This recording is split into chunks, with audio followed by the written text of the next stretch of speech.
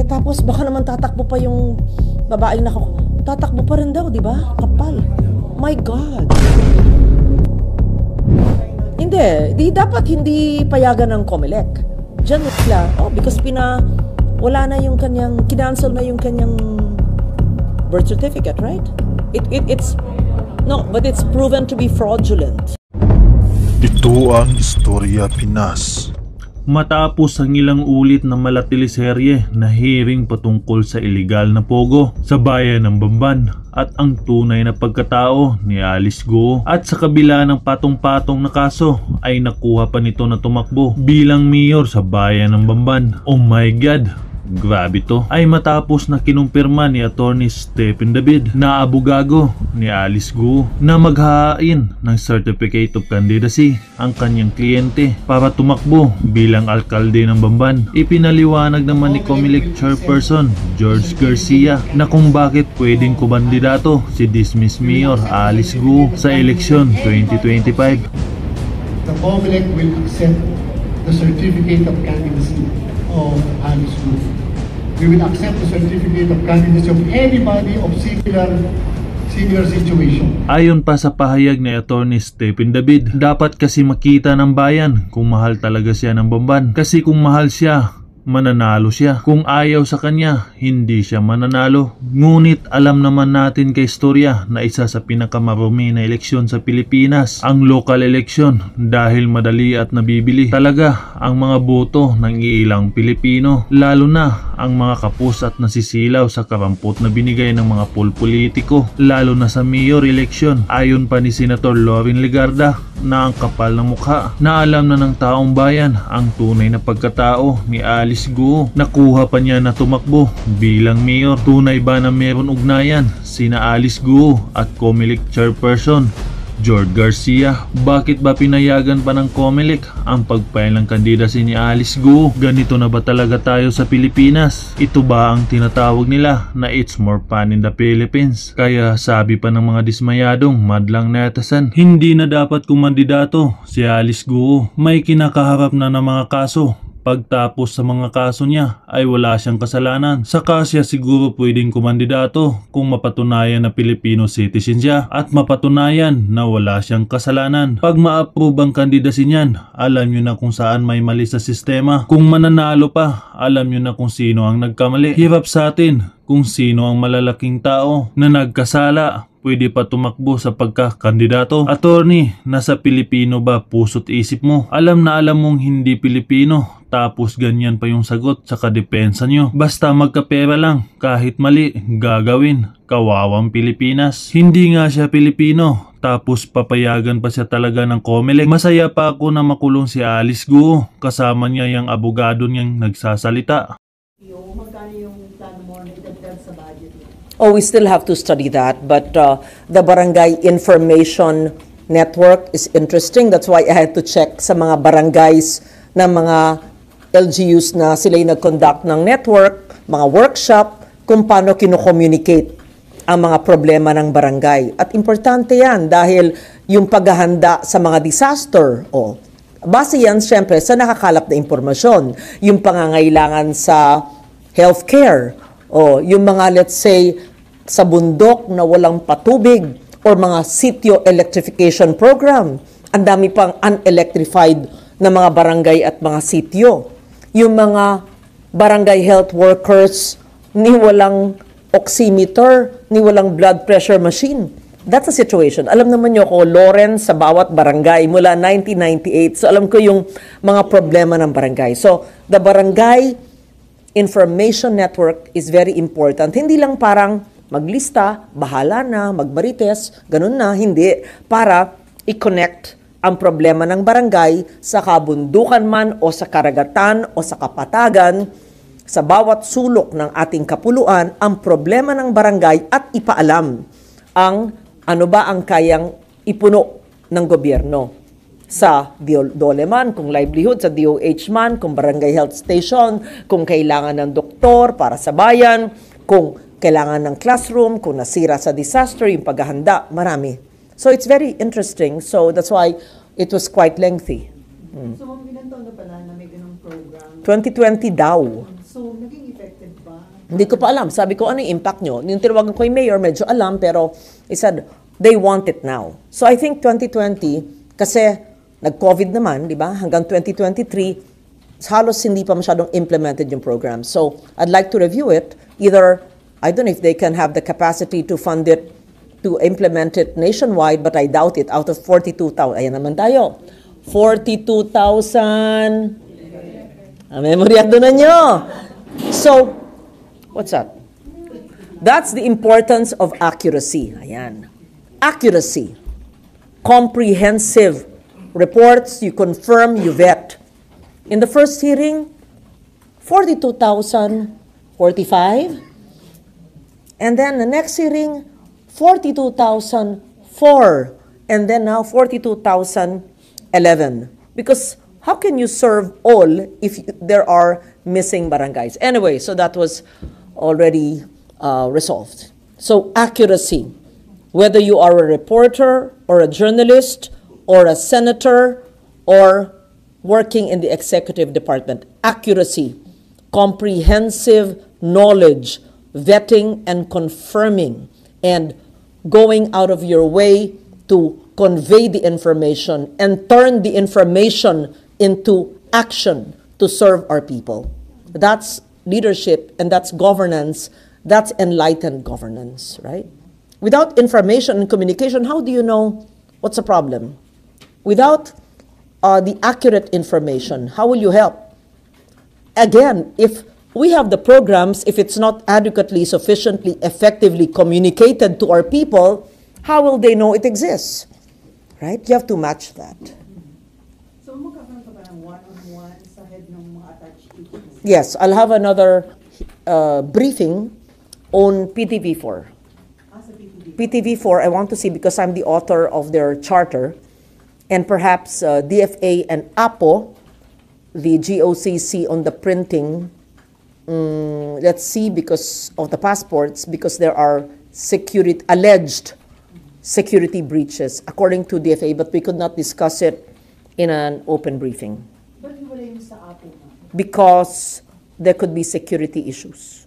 Because during the DFA briefing of finance, they mentioned about some possible anticipated security breaches in the passports that are printed by Apple. But that's all I can say because we still have to conduct maybe an executive session or a briefing, but not in an open hearing or briefing this way.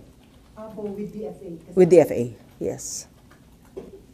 And also the issue of DFA, as you know, we're trying to phase out, and they should phase out already by next year, the satellite offices that are not manned, hindi mga karir na DFA, kung hindi mga contract of service or job order na maaring walang pananagutan sa gobyerno na sila ang mga nagbibigay ng consular services. Hindi ba dapat? Nakakatakot yun. Kaya nga may mga nakalusot na ang dami, na higit sa 1,000 na nabigyan ng passport na hindi naman Pilipino. Ma'am, yun lang sa PCO. Sa ngayon po ba effective yung PCO as communicator ng government projects and para tumulong din sa pag-combat ng fake news? That's part of their mandate. Parte yun ng kanilang mandate, yun ang kanilang mandato. Gusto ko pang makita ang epekto ng kanilang pagpapatupad ng kanilang mandato. Bago lang yung nakaupo ngayon si Secretary Chavez, kaya gusto ko silang tulungan para maiparating sa taong bayan ang lahat ng maaring itulong ng gobyerno sa pinakaliblib na lugar sa mga nasa laylayan nga. In short, the lost, the least, and the last should receive government assistance through communicating their needs and communicating what government can offer. And it's not just PCO, but kayo, the private sector. Yeah. Learning to communicate, diba, RG, is half the battle done, right?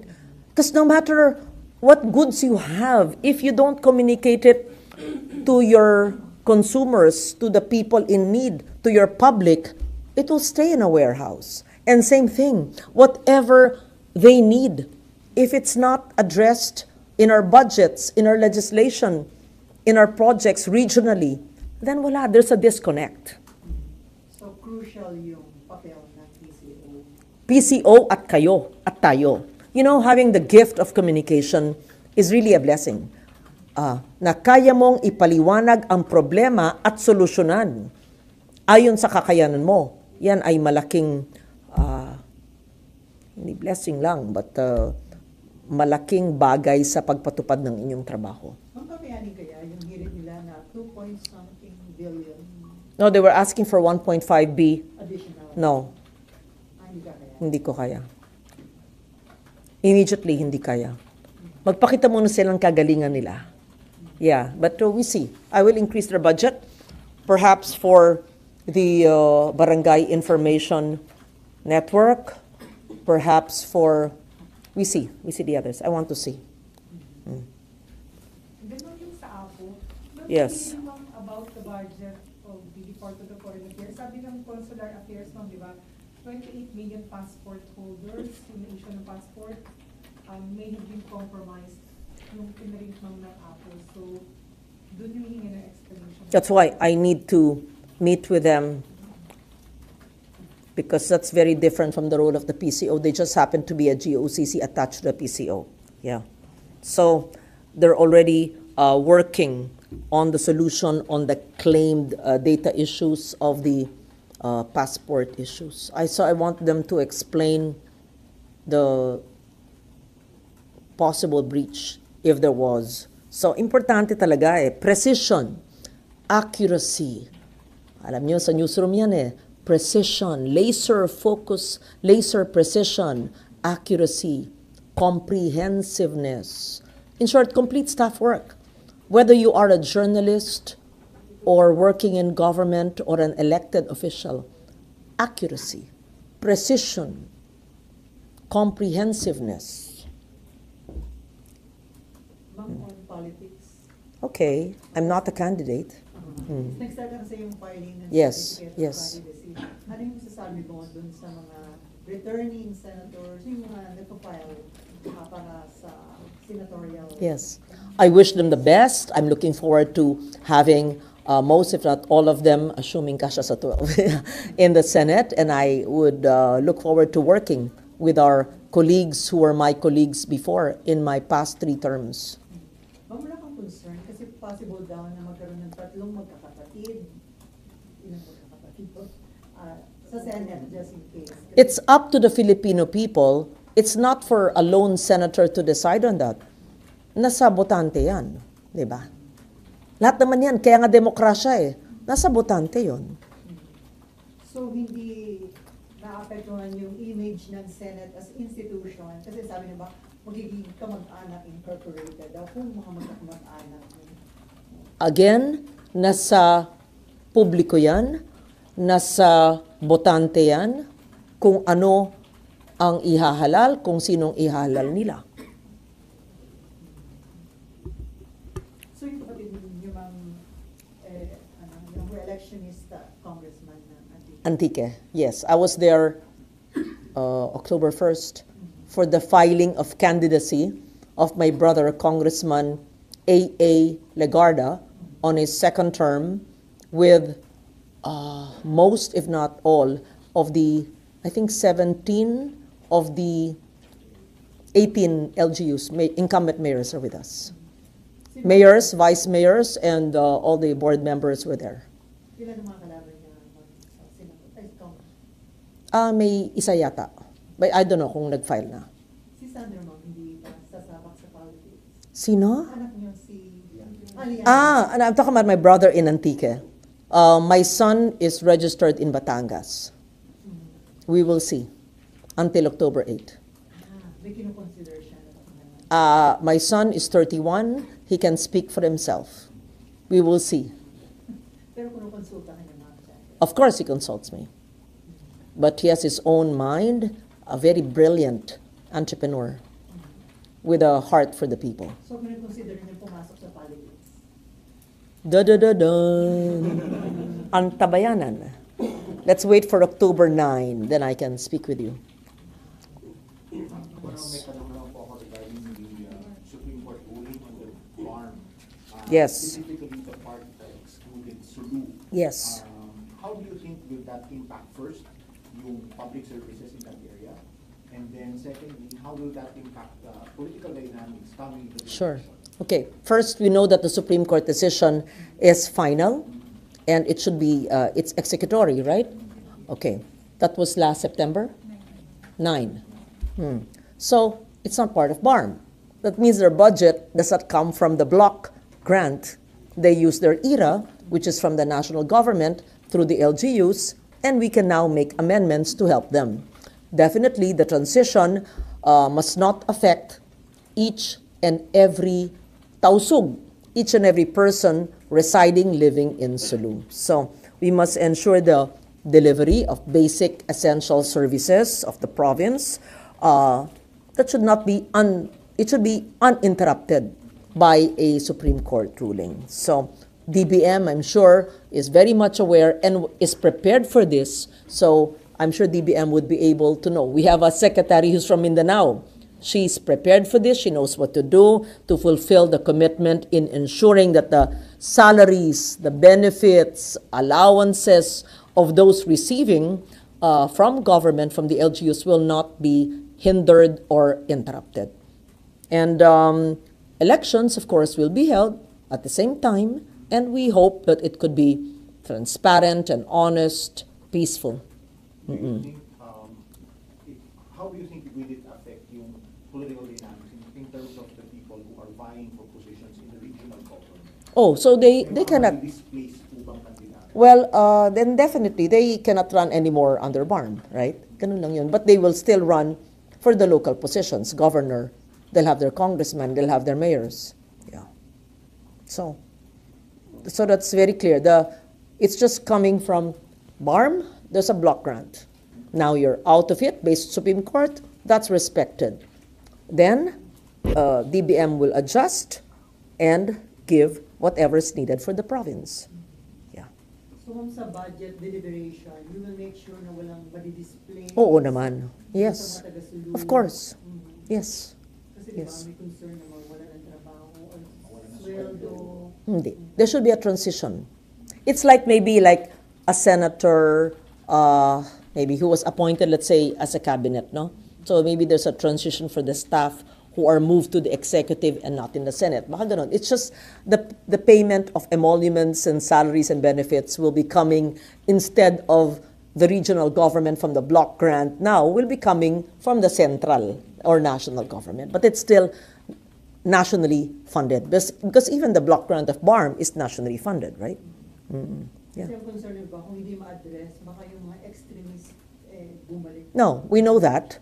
We know that, and I'm sure, as I said, that DBM had anticipated that, and that was still September, and we will be deliberating on the budget of every government department, whether education or health, agriculture, all the needs. Then we can help them as much and even help them better. In fact, I have a project in Sulu, the Sulu State College, which is urging me to help them to be a state university, and I'm helping because it's in the higher education committee. Yeah.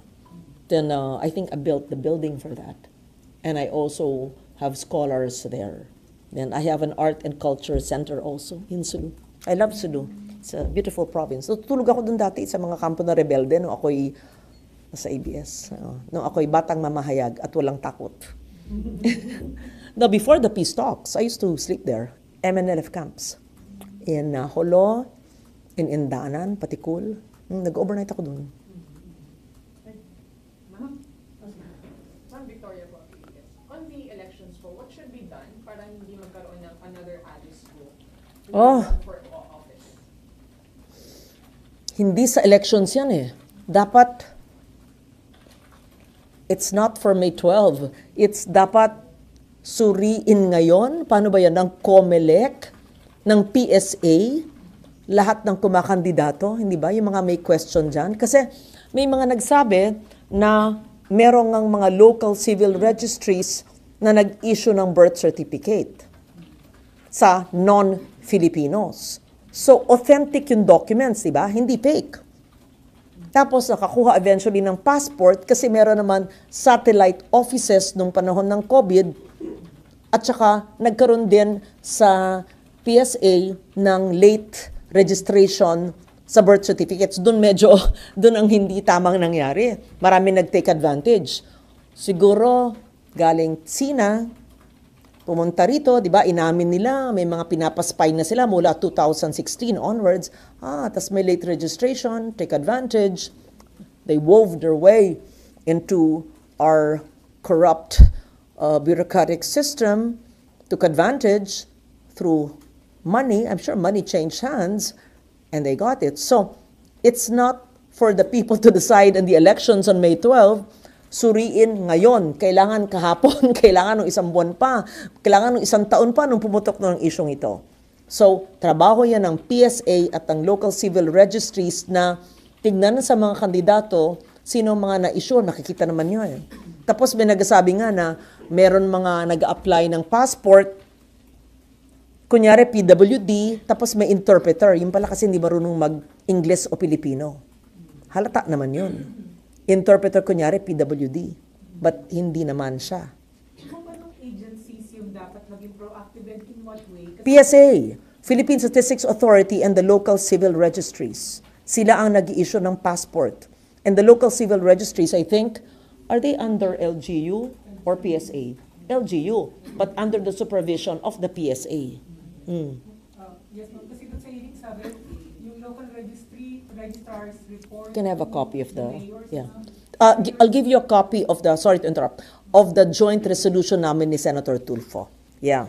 So, because it's our shared advocacy, yeah, we are urging the appropriate committee to inquire into certain local civil registries that reported having issued birth certificates through late registration of foreign nationals. So I think there was already a hearing, but this is another joint resolution that we want I think Blue Ribbon or the ILG. I think Blue Ribbon. Kasi ang sabi ng comment, ministerial lang yung kanilang pag-action. Exactly. Yes, ministerial sila. So tingnan natin sino. Hindi pwedeng ang mga ahensya ng gobyerno, hindi kami, sino. Kaya tignan. Sino ang nag-file after October 8? Sa lahat ng nag-file, malalaman naman ninyo eh. Pag galing sa political family, alam na ninyo. Diba? Pag alam nyong Pilipino, yung mga medyo baguhan, or maski na, malay mo, meron dyan re-electionist, pero alam nyo na, parang hindi Pilipino. Yun. Ilan lang naman yan. Hindi abot yung 1,000 na kandidato. Diba? Titignan. So, PSA, LGU, local civil registries. Tapos ang DFA, inamin din nila na meron mga nag-a-apply ng passports na hindi nila binibigyan. Na dun pa lang sa window, bistado na. So gusto ko, sabi ko next time, meron kayong pulis na kaagad dyan. Para kasi wala silang power i-hold yung mga yon. Pag dinenay nila, tas umaalis na lang daw, di susubok na naman next time.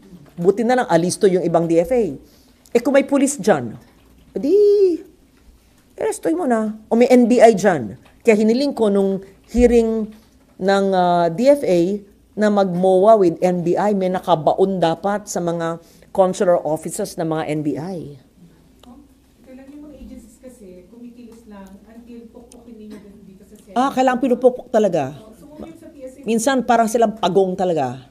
Oo. balak like sa PSA, do you intend to, Pukpok. how pagsasabihin nyo? Okay nga, good suggestion. Padala naman nyo sa PSA yung aming joint resolution ni Senator Tulfo. PSA, DFA. Tama? Akong susulat. Oo. Tapos, itong concern nila, suriin ng dalawang ahensya ng gobyerno, tumulong na rin ang DFA, lahat ng kandidato na nag-file. Ilang kaya mag-file? Alam naman, siguro itatabi nila, kunyari ito lahat ng kandidato, sino yung parang questionable Malalaman naman yan ng kanilang regional offices, itabi, tapos tignan natin. Birth certificate automatic natin. Oo. Tapos baka naman tatakbo pa yung Babaeng tatakbo pa rin daw, di ba? Kapal. My God. Hindi. Dapat hindi payagan ng COMELEC. Diyan nila, because wala na yung kanyang, kinancel na yung kanyang birth certificate, right? It's, no, but it's proven to be fraudulent. Pero wala pa daw po kasing final. Kaya pwede pa. Kaya pwede pa rin siya. Oh, no.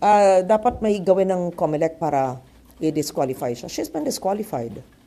Ano yung dating sakaling may makalusot pa rin na isang Alice Go or this coming election? Sigurado nga ako, sa dami-dami niyan, hindi naman kailangan mayroon. Malay mo, konsehal, malay mo.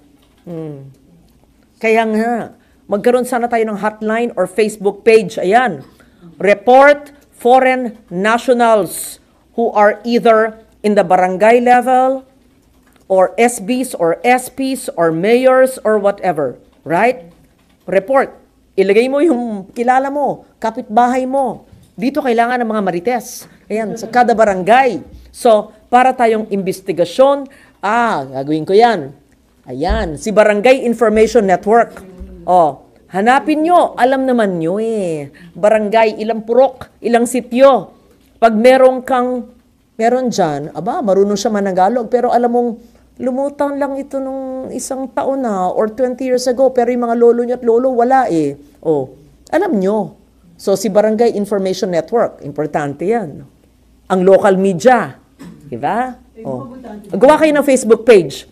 Tayo na nga.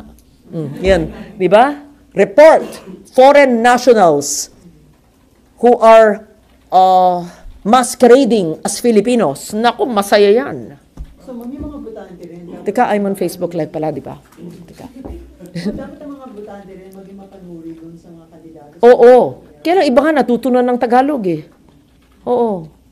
Tapos siguro, tumutulong sa mahirap. Maraming pera dahil illegal ang kanilang source. Right? At saka hindi naman yan kung ilang taon lang 20 years na. 10 years. Kaya nga talagang nabibili. Hindi pwedeng mabili ang ilang mga grupo sa mga ahensya ng gobyerno. Yun nga sinabi ko, napasok na tayo ng sindikato. Dati ang gobyerno, ang proteksyon, laban sa sindikato. Ang sindikato dati ay nasa labas, nagatago, huhulihin. Napasukan na nga tayo. They're in our midst. That's a national security issue.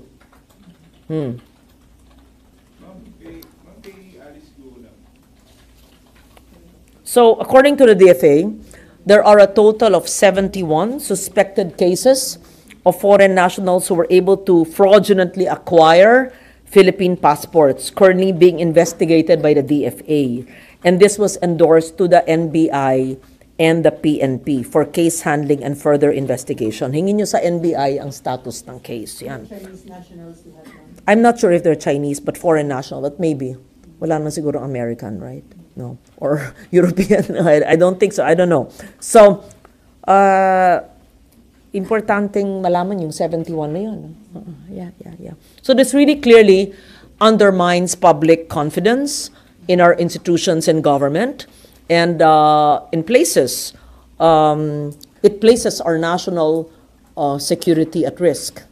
So those who facilitated, those who planned it, those who conspired, and those who helped and aided these acts, they must face the consequences of their illegal and criminal behavior and action. So I don't think, and I think the Filipino people must expose, and we must not suffer in silence and be victimized by another Alice Go. Yes. Napanood niyo yung video po from PTV. Napanood niyo po yung video ng Al Jazeera, yung documentary na po, na parang niload doon na spy si Guo. And ma'am, kayo ba personally, sa mga nangyaring hearings, convinced ba kayo na talagang Chinese spy si Alice? Unless I have the proof, I cannot say it with certainty. But she looks like, she acts like, but definitely she is a coddler, right, of illegal criminal syndicates like the Pogo. Whether she was placed here as a spy, I don't want to assume when I don't have factual basis.